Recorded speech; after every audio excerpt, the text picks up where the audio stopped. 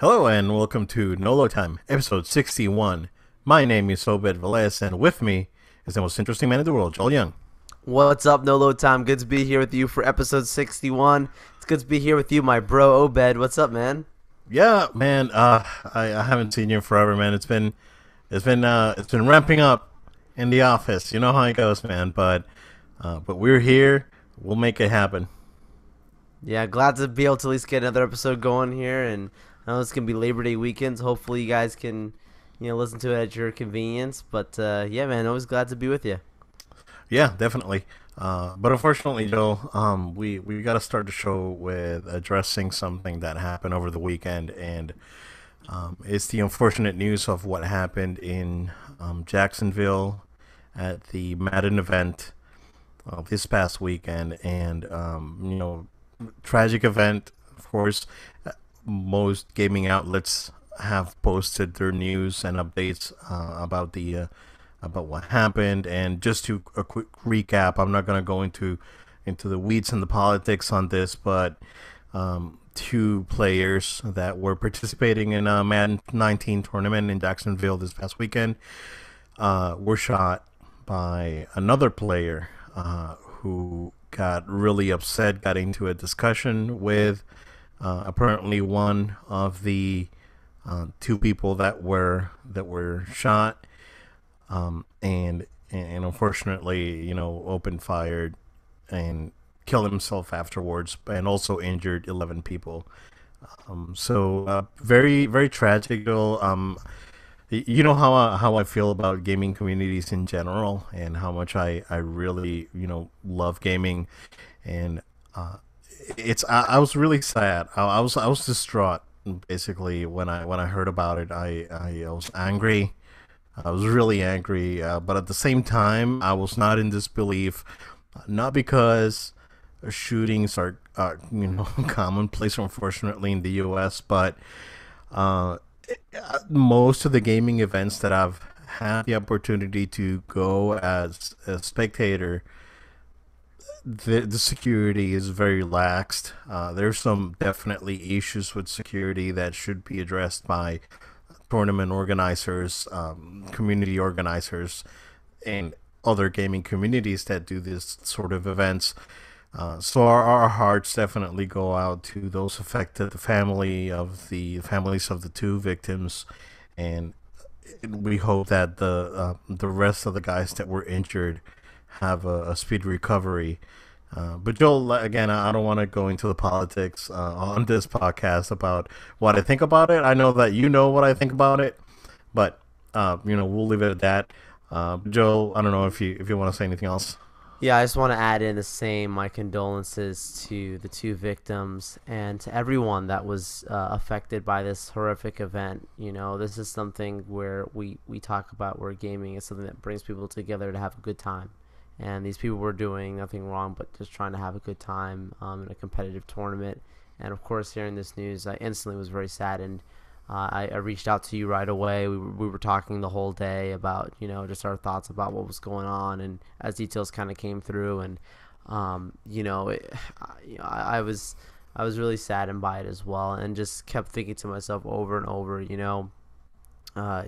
what kind of ramifications this may have. Like you just mentioned, there's a lot of different events that are for gaming, for other different type of conventions, where people get together like this, and hopefully, we won't have this be a common thing in the specifically in the game community. Of course, across the board, we wish this never to happen. And it was just very sad, very unfortunate, and I completely agree with you about it. We won't get into the weeds of it, but it was something that we really are sad. We wanted to make sure that we extend our condolences to the community, as we were instantly saddened ourselves to hear what was going on. And I know I know a few people that were tweeting out saying, "Hey, we're okay," and that was making me happy at least to hear, some people are doing all right, because it could have been even worse. And I know one guy tweeted out that bullet grazed his thumb, if I'm not mistaken. different stuff going on like that I know really affects people mentally and emotionally. So just know that we really extend our condolences to you all, and of course we're also here for you guys as a community. We always reach out, put our email address on there, at the end of our episodes, and just unfortunate events. But I do want to also add in Obed that EA, which we've talked a lot about EA. You guys have heard other past episodes, and giving a lot of kudos to EA that they went ahead and put $1 million into a fund for the victims. And they're setting up this fund where others can also add to it as well to help, cover different expenses for those that were affected by this horrific event, specifically those that passed away and their families. And also they're going to have a live stream as well for this fund. So those details are to come, but EA putting that out there, I really give them a lot of credit the way they have responded to this in this situation. And we joke about different products and stuff, but as a company, they really did the right thing, and that's how I feel about this whole thing. Man, it's a really tough time. Yeah, and again, it hits us, home, being here in Central Florida, close to us, and we are having gaming events in the area. It gets us, I was really distraught when I heard the news, and I'm glad that the shooter cannot harm anyone else. So I'm glad about that. I'm not glad about what happened in the events, but at least that person cannot hurt anyone. So I feel it, Joel. I get emotional, dude. It's hard, but but like what you said, if the community wants to reach out, we're here. We'll talk to you guys. So our condolences, and it'll get better. Just don't get afraid. Don't be afraid of these things, and keep partaking on your community. Make your community stronger, make your community safer. So that's my advice to you guys. I agree. Yeah. But Joe, we got some news that we got to talk about, and we're gonna talk about our pals, Joe, our pals in over at DC, and they finally revealed their streaming service. Do you have any details on that, Joel? Yeah, man. So they've been in full-fledged promotion for the new DC Universe streaming service, and we all knew that it would be coming out, this fall of this year. When I was at Comic-Con, they were promoting a lot, but they just didn't have a date for it. I actually considered almost signing up for it. They had some price points, and it was significantly discounted for you to buy a yearly subscription. I didn't do it, but I'm sure I'll keep my eyes on it. Maybe it's something I will put in for the future. The biggest selling point being, of course, the Titans show, and the announcement is that that's how they're going to open up their streaming services with Titans, and that's going to be officially launching on Batman Day, which is September 15th this year, and then shortly after that, October 12th. You will have then as well the Titans premiere on the network. It's interesting how quickly they're moving into this. Having it launch on September 15th, Batman Day, is pretty cool because a lot of people are going to be buying comics, and hopefully they'll have some good activations to promote it, as they've done pretty well already. I just feel like, unfortunately, their price point, which is about $8 a month or $75 annually, is not very appealing to me. I would have liked to have seen maybe a $4, $5 structure, then a yearly subscription price. But I don't know what their costs are trying to sustain. We don't want them to go to like MoviePass, right? Yeah, definitely not. Yeah, we don't want that. But then the other part of it is that the timeline is coming up soon, but then the one thing that they're trying to use to kind of pull people in is this Titan show, which has a lot of people intrigued, is the word I'll use. But when the promotion for it came out this past week, they used a lot of different imagery of these main Titans characters as their characters, and I'm looking at the imagery and I'm like, there's nothing here that looks like it's changed. You're showing me the exact same way they look in the trailers, and that's what actually pushes me away from what I see there. So I'm disappointed in that. But then the other thing that you go ahead, Obed. Oh no, I just I saw that promotion, that new picture of Robin, that new promotional picture that released today, and it looks good. I mean, that costume's spot on, and I don't I don't doubt the quality of the actors. No. It's just that the direction of it is a little off-putting, if you want to call it that. But $7.99 is not a terrible price, but it all at the end of the day depends on the content. I agree, and there's a lot of good content. I actually got to preview it when I was at Comic-Con on a tablet, and there was a lot of stuff that they're gonna have there, from their animated movies you can watch, some of their original newer films, the actual comics that you want to read. There's plenty of good content, all things DC, coming together, and it actually has a nice interface too. It's very easy to utilize, based on what I saw. But the thing I thought that was a pretty cool announcement, like outside of the Titans thing, is their daily show, their DC daily show that they're going to be having. So DC Daily is going to be they had their first episode streamed, which by Kevin Smith this past week. But they also announced who's going to be on their show. A lot of interesting names. Kevin Smith's daughter's going to be on it. Brian Tong from CNET. The other gentleman who plays Malcolm Merlin on Legends of Tomorrow and Arrow. A few other different names in the industry. Some YouTubers as well. And speaking of YouTubers, for the first episode, they brought in a few YouTubers to actually talk about DC Universe, and guess who was actually on that show? Our good friend Max Prime. Max Prime Reviews was on there, and so shout out to you, bro. Great job of being on there. He was, yeah. That I think I'm definitely intrigued by all the things that they're doing with their DC Universe streaming service. We'll see if I make the jump. I thought Titans would be the reason I would do it, just to see. I'll probably trial it at the minimum. So yeah, but that's some of the big news of their announcement. September 12th, did I just say September 15th? 15th. Sorry, is the announcement. So yeah, looking forward to it.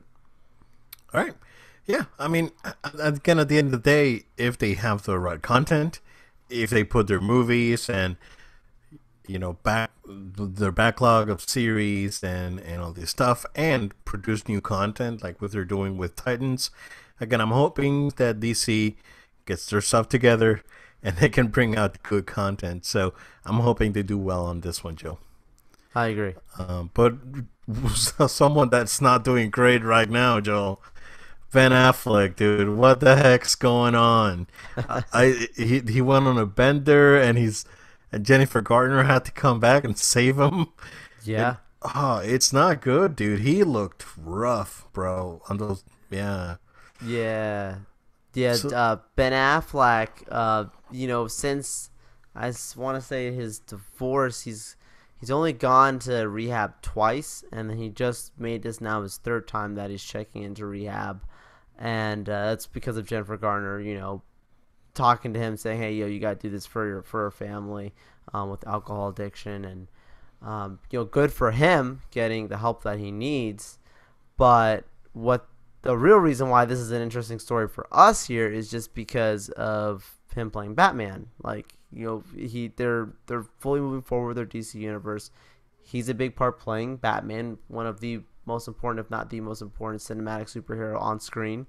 And with this situation occurring of him having to be in rehab for however long he's going for, so there's a report by The Wrap saying that insider sources are saying that this could be the very last nail in the coffin of him not staying on as Batman.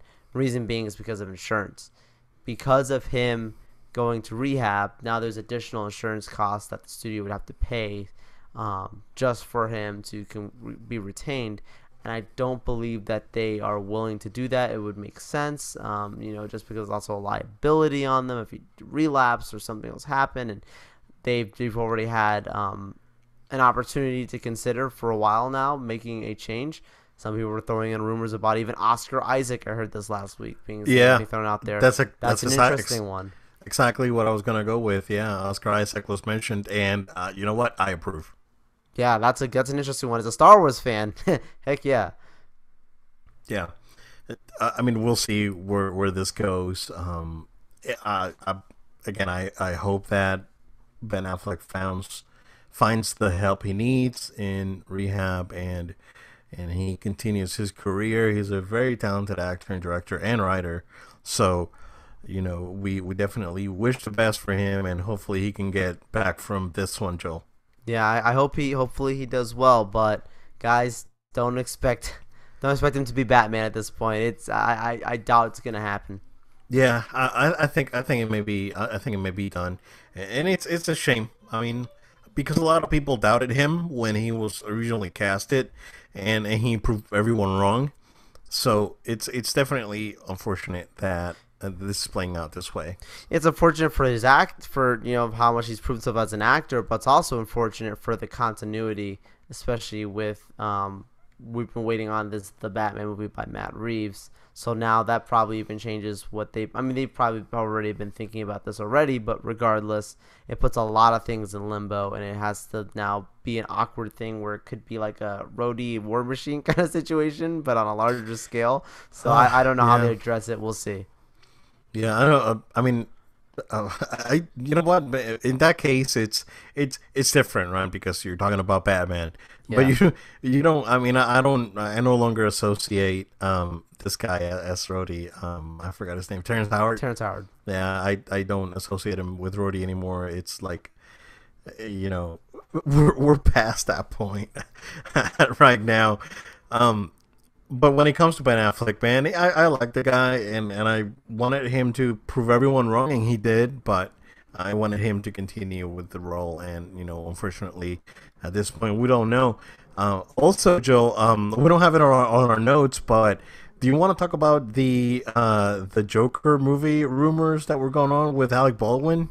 Yeah, Alec Baldwin, some people have said he's been fired. Another place that he removed lasted himself. A day or something. Yeah, he was literally like one day he's in as playing Thomas Wayne for the Joker movie, which is interesting. Obed, that they would include Thomas Wayne in the movie. I guess they're gonna go straight all the way up to maybe modern day Batman, or I don't know, maybe just showing that Joker's interaction with him at some point, which is kind of weird because I don't picture those things together, but regardless, Alec Baldwin playing him, and then the next day he's basically like fired. That doesn't add up to me.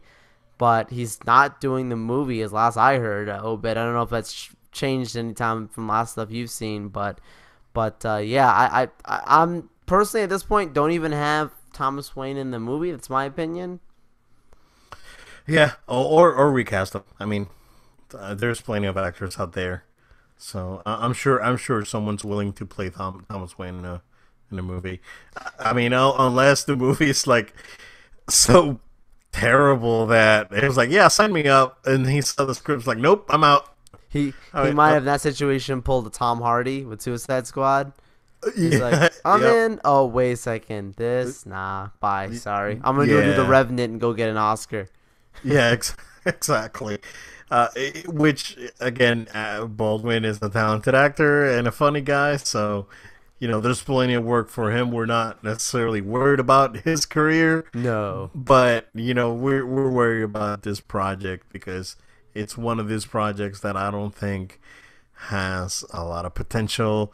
There's good people associated with it.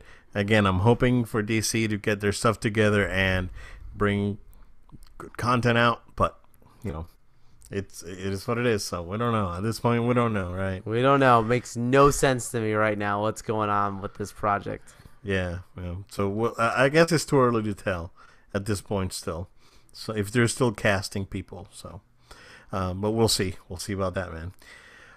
Joel, some gaming news happened this week. Nothing too crazy. Before I jump in, Joel, did you get a chance to watch the Cyberpunk 2077 demo that got out there? I did not get to watch it yet. Okay, so it's about 55 minutes long, and I believe it's the same demo that they showed behind closed doors at E3, and it looks good. I mean, it doesn't look like current gen. Like, I'm gonna be brutally honest with you. If this thing is on, PS4 and Xbox One, I don't know how much of a downgrade that's gonna take, but it definitely looked something next gen. It looked something that's gonna be a little further down the road, not necessarily gonna be something coming out very soon, but it looked really good. Looked really good. You can do, of course, this is like a very, quote unquote mature title, so there's definitely some mature themes and imagery that going on, but it looks like it's going to be a good game. It looks like it's going to be a fantastic experience. Doesn't move my needle because I'm not, it's not my cup of tea, but it's something that's going to be, it's definitely going to be worth keeping an eye out for. So it looks very interesting. For sure. Yep. But Joel, there's people have been digging around Unreal Engine 4, and they found that there's a platform that is not out that's listed on Unreal Engine 4, and it's the platform's name is Erebus, and that's Erebus. Erebus is basically the fifth of the primordial Greek gods, if you want to say that. So being the fifth, of course, speculation comes where this is the code name for the PS5. And of course, they're not going to put in PS5 on Unreal Engine 4 right now because the platform's not out yet. But this is the first sign that the PS5 will be something completely different than PS4. It will be a wholly separate platform. Nothing on Xbox, interestingly enough. But what do you think of that, Joe? If this is the case, I love that code name. Erebus being the god of darkness, the first of 5 children. So clever. If that's the case. Unreal Engine 4, whoever you guys are that are digging into this stuff, like, thank you. You make us, like, very fascinated by this. People who don't have time to do that kind of stuff, but we love hearing about it anyways. If this is the case, Obed, I think it's brilliant that they've already started. I mean, everyone's known, right? Since the launch of PlayStation 4, they were working on the 5th console. I mean, that's just common practice in the industry. But with PlayStation 5, like, it's bringing, again, more to reality. Yeah, this thing is coming. I don't know, to you, Obed, what does this mean about timeline? Does this mean anything to you about the timeline being sooner than we may have anticipated? Like, we anticipated 2020. Does this mean maybe a 2019? Or does this not mean anything at all in regard to timeline? That... Just thinking that there's already a game engine being optimized for it, it doesn't necessarily mean that it's going to be coming out sooner. I'm still shooting for 2020 because they're probably adding code or basically support code to the engine for that platform. So that means that porting games for right now PS4 that are running on UE4 are going to be easier to port over to that platform. That's in essence, as a former developer myself, that's basically what they're probably attempting to do here. So it's not going to be like, oh, this is coming out like in 6 months. I'm still thinking it's going to be full 2020 for this device to come out. So Makes sense to me. It wouldn't surprise me like if next month we see an updated, a platform list with some, like desert name or something like Microsoft does for their code names. So it wouldn't surprise me if we see that. Nice. Yeah. But yeah, interesting. It's interesting stuff. People are digging in and trying to find more info on the new platforms coming out. Joel, we talked about last week. There was a rumor about Xbox coming out with a program having you pay monthly for the Xbox One X, including an Xbox Live subscription plus Xbox Game Pass. This week, it all got confirmed. It's called Xbox All Access, and it's indeed $35 for the Xbox One X with the subscriptions, but $22 if you want to do the Xbox One S, which is actually pretty cheap if you ask me. That to me is more enticing than the $35 for the X. Very interesting program, Joel. So they did release the full details. Dell, I can't remember the exact name of Dell's credit program, but Dell basically will be handling the financing aspect of this. Of course, there's going to be credit checks. It's not going to be for everyone. Like if your credit's busted, you're probably not going to be able to do this thing. So sorry, it's not going to be for everyone. And again, and this is retail only at the Microsoft stores. So it's not available online. It's not available at GameStop. You have to go to a Microsoft store to get your console. And the other thing is that this is running from now. I think it started Monday, right, on the 27th. Yeah, if I'm not wrong. And it goes through December 31st while supplies last.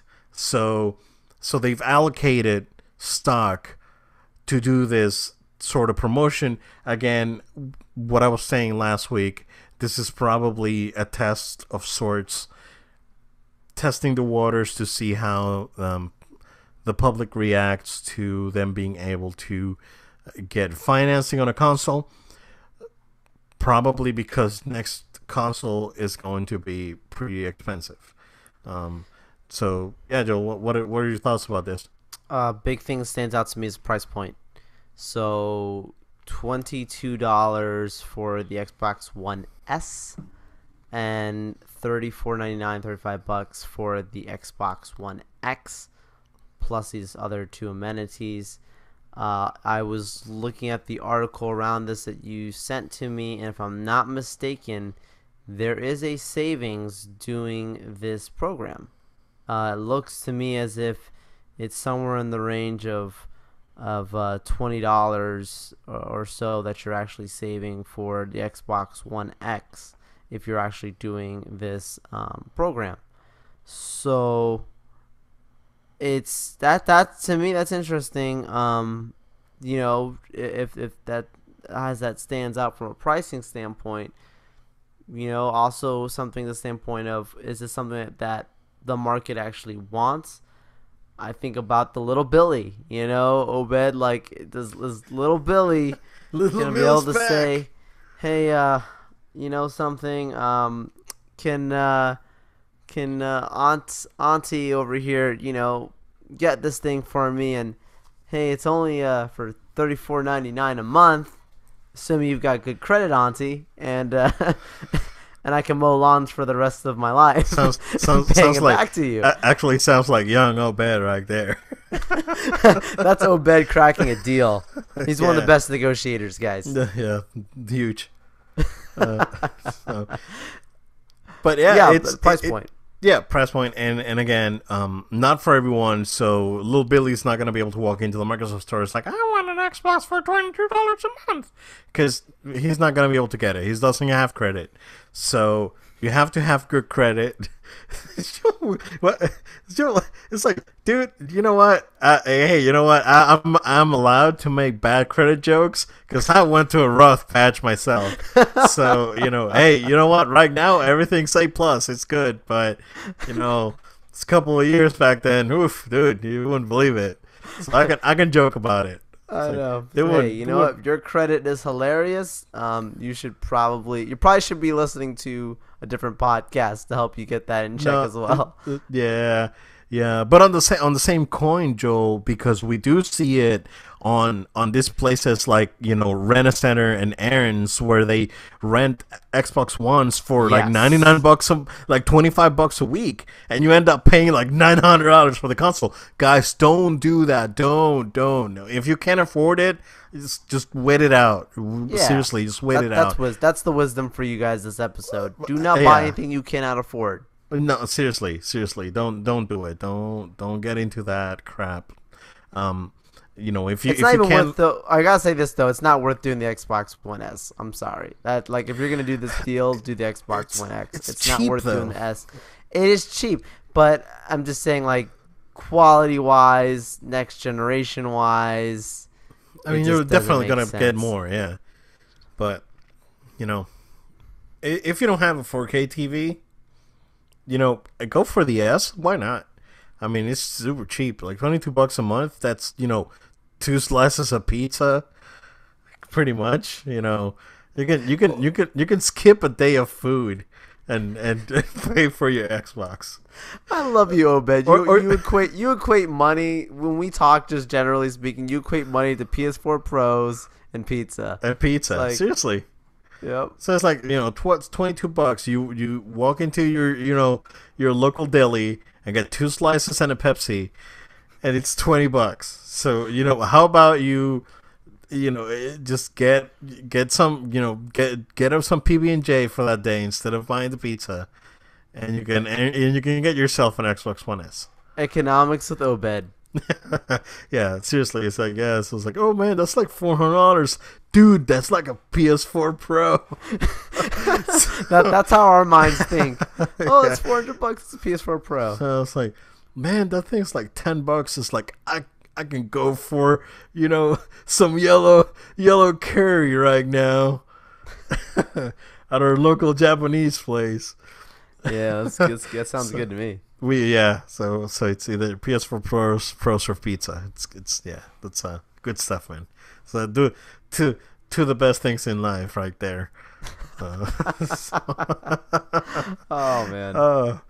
But I mean, it's an interesting program. Gotta say, it's an interesting program. I know that they're testing the waters to for next gen and trying to do these things, because what happens if in E3 2020, when they say, and the Xbox One 48, because they don't care about naming conventions, it's gonna come out on October 15th for $699.99.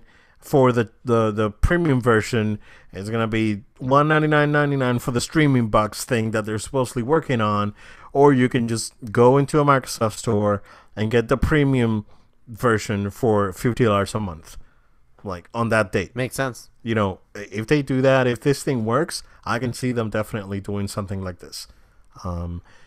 Again, with approved credit, you have to go in, because they're not gonna just give out Xboxes willy-nilly, and so you guys gotta be mindful of that.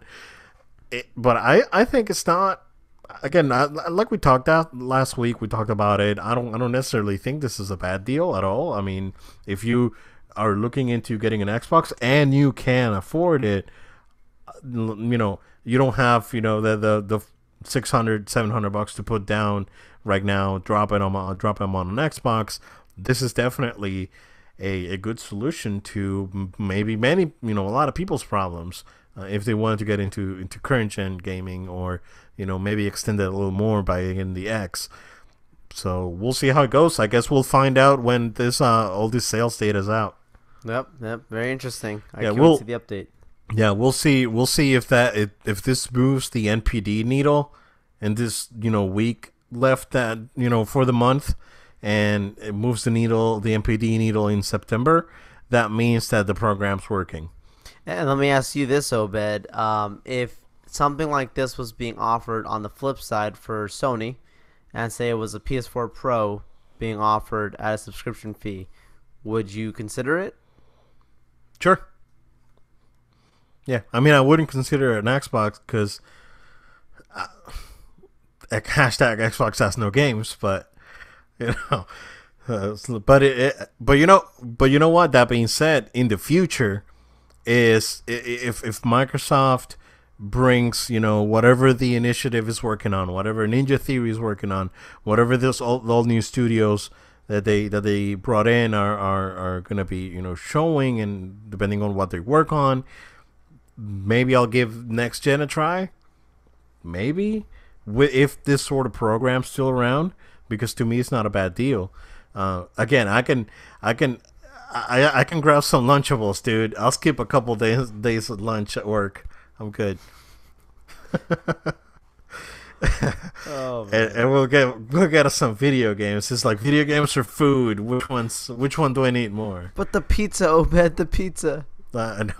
Pizza, man, tempting me. No, but seriously, I think it's a good program. I think Microsoft's doing what they can to be very friendly to consumers, and it's part of it. And I think it's gonna be. I think this is gonna bear some very surprising results. So we'll see. Joe, last piece of news that I have, and we've talked about it. Maybe we mentioned it last week. Battlefield 5. Its pre-order numbers have not been fantastic based on what we've heard. They apparently EA is working with on several strategies on just in case this thing fails, but the game's been delayed for about a month. It's been delayed until November 20th. The game was originally scheduled to come out on October 19th. So the big thing with Battlefield 5, Joel, it was that it was sandwiched between Call of Duty, Black Ops 4, and Red Dead Redemption 2. Probably the two biggest games of the year. I think this is probably. I mean, they're saying that they're delaying it because they want to work on stuff. No, they're getting away from that day, dude, because they were gonna get demolished. So EA listening to people, it's a good thing, and this is proof that EA is not dumb, and they have people out there, they have their ears on the ground, and they heard the boots coming, and they moved. They had to move that day, dude, because they were gonna get destroyed. Wise for EA. EA's hey, they know what they're gonna be doing there, and they obviously want to be a successful franchise. It has been historically a franchise that they've really leaned on as one of their main pillars in gaming, and there's plenty of fans for this, but for the overall future success, it just makes sense. So I'm glad to hear that they actually moved the date. It's interesting. You usually hear move date and you think of it in a negative light, but I actually look at this in a positive, just because it's wise. It makes sense, and it's gonna hopefully help that franchise. Hopefully the game itself is good as well. That's that's even more important, but regardless, it makes sense with them moving the date before all the other competition. Yeah, we'll see where it goes. But I think EA, they know what's up. They know what's happening with their franchises. They're not having a fantastic couple of years. They are definitely looking to improve their image, and they have to make Battlefield 5 work. There's some rumors, Joel, that they just may take the Battle Royale portion of it and make it make it free to play, and if you buy the game, then you get extra content for Battle Royale. So they are moving pieces around because this is their biggest franchise for the year. They have to make this one work. So, EA out there, man. I know that they're listening to people. I know that they have they have all the money in the world, man. They have analysts and data people just moving pieces around, so they know what's happening in the industry. They're not. I mean, they're at one point they were the biggest publisher. Maybe not at this moment, but they were, and they got the people, they got the resources to be able to be flexible. It's just that in the past, they have not wanted to have that flexibility available. But yeah, it's EA. Joel, I don't have anything else on for news, but if you have anything else, bro. Apple. We skipped Apple. Oh yeah, that's right. That's right. There's a lot of some stuff that's been coming out, man. September the 12th. That's what I was thinking of with the DC Universe, and I was saying the 15th. The September the 12th is the day that Apple's going to have their big event in the brand new Steve Jobs Theater, which is pretty cool. That's where they're going to have their announcements for their next line of models and devices. It's been rumored that basically all around Apple's going to be having a lot of new devices coming out. Of course, the new iPhones, the Apple Watch, and even I heard the return of the Mac Mini, Obed. That's interesting. Yeah, I heard that they were redoing the Mac Mini and the MacBook Air. Yeah, that's interesting. I thought the Air was done for, and I thought the Mini was done for. Yeah, I wanted to. I've always wanted to see an Air with a new gen Intel processor and a Retina display. That would have been a hot seller right there, man. Yeah, I agree. Yeah. But what's interesting is that there was a bunch of leaks today about what the name of the next iPhone is going to be, and is the iPhone XS or XS? I hate the that way it name, looks, dude. XS. I know. That's like the Xbox One X. It's an awful name, dude. The Roman numerals thing, that's cool. Like the whole Xbox One X, like that's cool. Like on paper, the iPhone 10, everyone always refers to it as. But when you visually look at it, even if it's the XS, that just looks and sounds weird, dude. I don't know. I thought they were getting away from this S-line model thing, even if it as a title. So we'll see when the announcement comes out. But the rumors standing true of that name. Ew, that's weird. Yeah, we'll definitely see where that goes. But yeah, and then with the announcement, they also had on their, let's come full circle or something along the line. They had a big circle on it. People are speculating that that's because they're going to change the face of the Apple Watch to be complete edge to edge circular. So that would be interesting as well.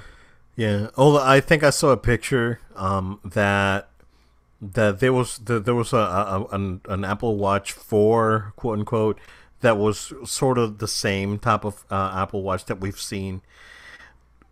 But it would be interesting to see if they actually release a circular Apple Watch instead of the squared face. Right. Yeah, maybe something like what Samsung's been doing for a while now. It's been a differentiator between the Samsung Gear and the Apple Watch. So yeah.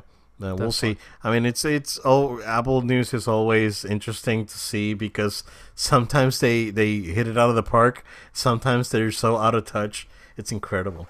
So. I think for me, it's always interesting to see following the path set out for them by Steve Jobs, right? Like, there's stuff that they're doing that Steve Jobs would have never have done, and sometimes that stuff that we would be like, as you could either be a purist and be like, oh, like this is not great, or you could be excited being like, well, Steve was a great visionary, but he was missing out because of doing X, Y, and Z. It depends on your perspective. Apple Pen, right? Like he literally the like pencil thing, like pencil. Yeah, he would have never wanted that. He actually verbally said he didn't want that. Then they go and do it. It's just interesting times. So I look forward to the event, September 12th, and I'm sure we'll talk about what the announcements are there. Yeah, little tech news for you guys. Yeah, for sure. Yeah. But again, that's what I got in the folder, man. All right, well, let's wrap this thing up. Guys, thank you for taking time out of your day to listen to us here on No Load Time. We always appreciate it, and we thank you for all of our listeners, those that are in the States, and also our international listeners. Thank you for listening to our show. We want to make sure you stay subscribed to us, so make sure to subscribe on the podcast audio version on iTunes, Google Play, and SoundCloud. In addition to that, we also want to make sure that you are able to write a review if you're an iTunes subscriber, so that always helps us and other people who are finding our show. If you are watching this on YouTube, you can also subscribe to our YouTube channel, like our videos, share a comment. Also, we have our social media, so you can follow us at No Load Time. That's at No Load Time on Facebook, Twitter, Instagram, and Twitch. Also, guys, with our social media, you can always communicate with us through that way too. If you have any questions or comments for the show, you can email it to us to noloadtime@gmail.com, or again, you can always send it to us through social media also. We look forward to having you guys in our next episode. Yeah, thank you guys, and we'll see you again on the next show.